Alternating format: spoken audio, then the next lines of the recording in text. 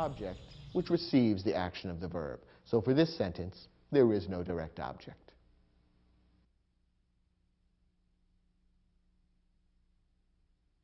We've been talking about direct objects which receive the action of the verb.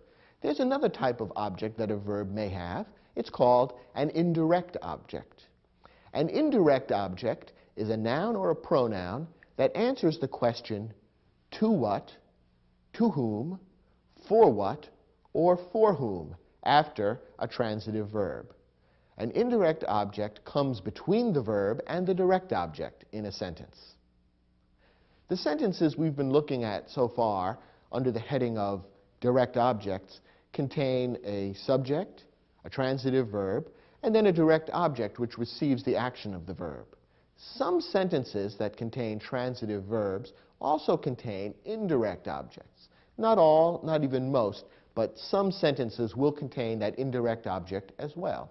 The indirect object tells us to whom or for whom the action has been done, and the indirect object actually appears in the sentence between the verb and the direct object. If this sounds a bit confusing, look at this example, which should make it all very clear. Andrea told her mother the good news. What's the verb in this sentence? The verb is told. That tells us what was done. And who or what is the subject? Andrea. Andrea is the one who did the telling.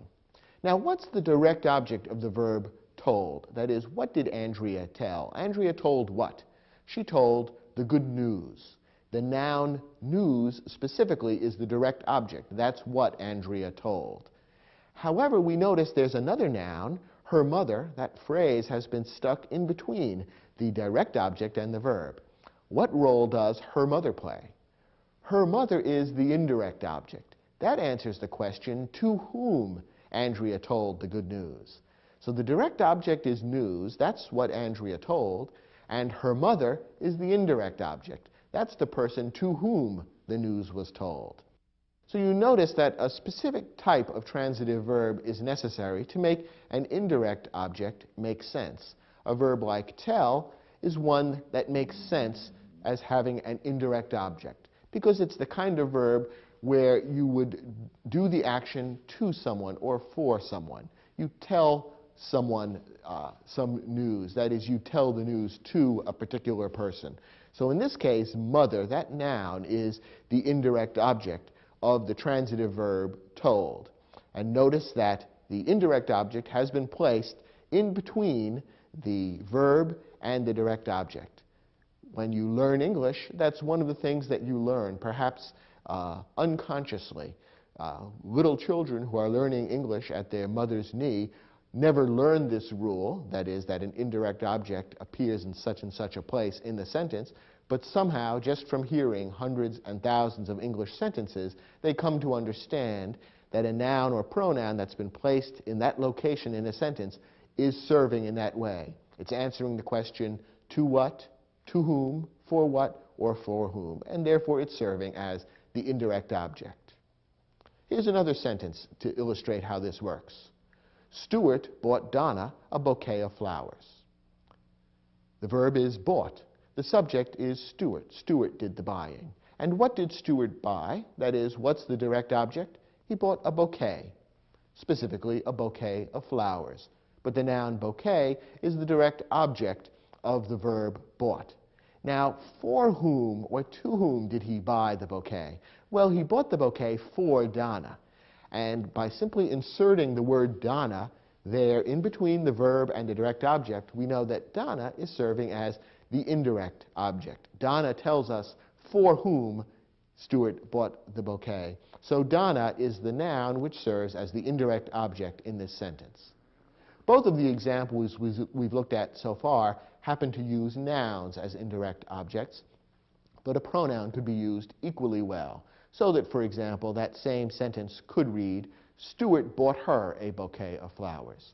In this case, the pronoun her would substitute for Donna, and it would also act as the indirect object. An indirect object would always be a noun or a pronoun, but it could be either one. Notice that an indirect object is not the object of a preposition.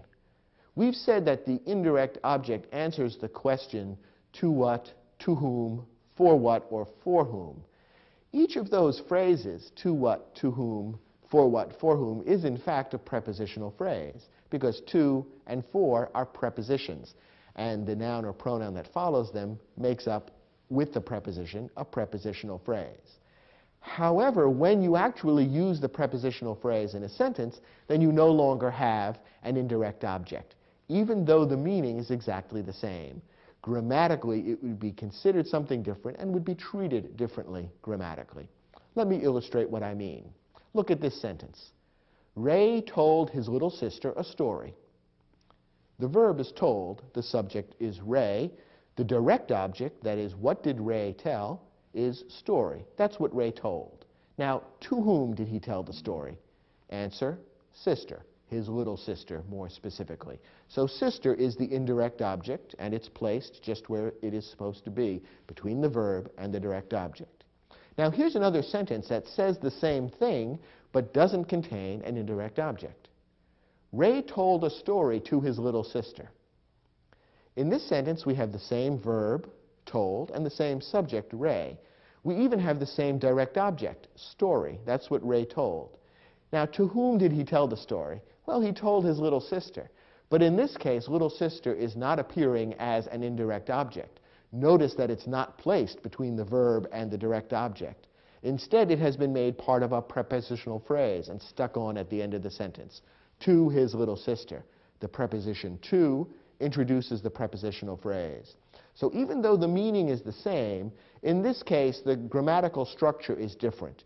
The indirect object has been taken out of its proper place between the verb and the direct object and has been tacked on at the end with a prepositional phrase. Either construction is perfectly clear and either one is perfectly correct. We simply want to differentiate them so that you'll understand the difference between an indirect object and the object of a prepositional phrase. The meaning is the same, but grammatically they are different, and different rules would apply.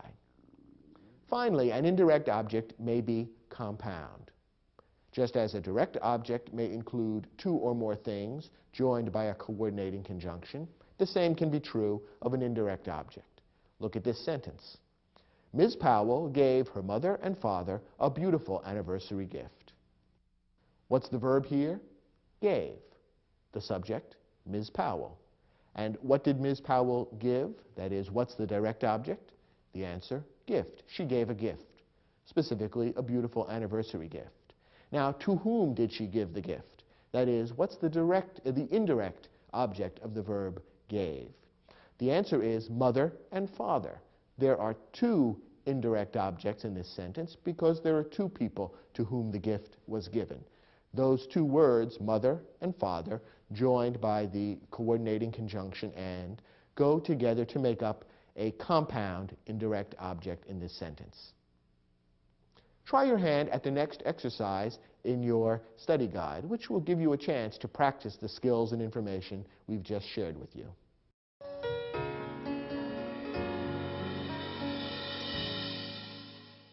In this exercise, we gave you several sentences and asked you to decide for each one whether or not an indirect object appears. Let's take a look at them one by one.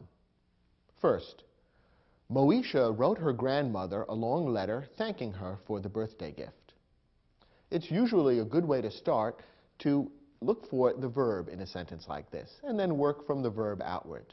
What's the verb in this sentence? The answer is wrote. Wrote is the word that contains the action of the sentence. And who or what is the subject? Who did the writing? The answer, Moesha. Now, is there a direct object? That is there something in the sentence which tells us what Moesha wrote? Something that receives the action of the verb wrote. Yes, what Moesha wrote was a letter, specifically a long letter. So the word letter is the direct object of the verb wrote. It tells us what Moesha wrote. Now the tricky question, is there an indirect object? That is there something in the sentence that tells us to what, to whom, or for whom the letter was written? Well, the letter was written to Moesha's grandmother. And that noun, grandmother, appears in the sentence between the verb and the direct object. Therefore, it's in the right place for an indirect object. And that, in fact, is what it is. So the noun grandmother is the indirect object here. It answers the question, to whom Moesha wrote the letter. And that's the answer for this first question. Next, after 2 days of debate, the town council awarded the road maintenance contract to a company owned by several local citizens. It's a long, complicated sentence, but let's break it down piece by piece, and I think you'll find it's not that difficult to understand. First, what's the verb? What's the action that's happening in this sentence? The answer is awarded. Who or what is the subject of the verb awarded? Who did the awarding? The answer, council, or more specifically, the town council. So council is the subject. Now, is there a direct object? Is there a word that tells us what the town council awarded? Yes, the answer is contract. They awarded the contract, or more specifically, the road maintenance contract. Now, what about an indirect object? Is there a word or phrase that answers the question to whom or to what the road maintenance contract was awarded? Well, the answer in a way is yes, the contract was awarded to a company owned by several local citizens. But this is not being used as an indirect object. Remember, an indirect object would have to be placed between the verb and the direct object. And that's not where the company is placed. The company instead is tacked on at the end of the sentence. Furthermore, notice that the company is mentioned in a prepositional phrase. And as we saw a moment ago, an indirect object is never part of a prepositional phrase. So in this case, company is not an indirect object. Instead, it's part of the prepositional phrase to a company, and therefore it is not, grammatically speaking, an indirect object, even though it answers the same question and conveys much the same meaning. From a grammatical standpoint, it's not an indirect object. Let's look at our next example. Every evening, Richard and Emily cooked us a wonderful meal using fresh ingredients from the local farm stands. What's the verb here? The verb is cooked. That describes the action of the sentence. Who or what did the cooking? Richard and Emily. They're the subject of the verb cooked. And it's, of course, a compound subject because there are two nouns there linked by the coordinating conjunction and. So Richard and Emily cooked. Now, what did they cook? That is, what's the direct object of the verb? What they cooked is a wonderful meal. So the noun meal is the direct object. Now, is there an indirect object, a word that appears between the verb and the direct object, which answers the question to what, to whom, for what, or for whom? Yes, the answer is us. The pronoun us answers the question for whom the wonderful meal was cooked. Lucky us. So us, that pronoun, is the indirect object. It answers the question for whom the meal was cooked, and it appears between the verb and the direct object. So us, that pronoun, is the indirect object in this sentence. Next example. Each candidate prepared a written statement for the selection committee. What's the verb here? The verb is prepared. Who or what did the preparing? Each candidate. So the verb is prepared. What's the direct object? That is, do we know who or what the candidates prepared? Well, they prepared a written statement. So the noun statement is the direct object.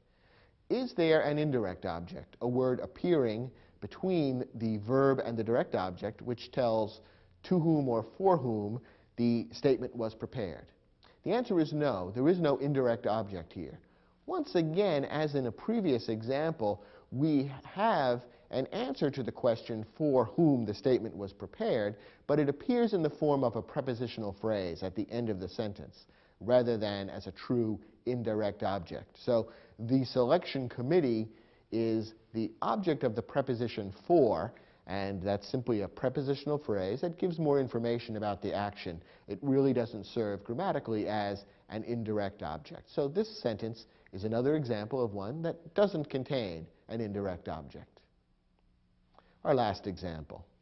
2 minutes before game time, the coach gave her players a final reminder about the crucial importance of teamwork. What's the verb in this sentence? The verb is gave. Who or what gave? The coach gave. So coach is the subject of the verb gave. Now, who or what did the coach give? What is the direct object of the verb gave? Well, what the coach gave was a reminder, specifically a final reminder. So reminder is the direct object of the verb gave. Now, does the sentence contain an indirect object, a word that tells us to whom or for whom that reminder was given? Yes, the answer is her players. So the noun players, which does appear between the verb and the direct object, is the indirect object in this sentence. It answers the question to whom the coach gave the reminder, and it appears in the proper location in the sentence, and therefore players is the indirect object in this sentence.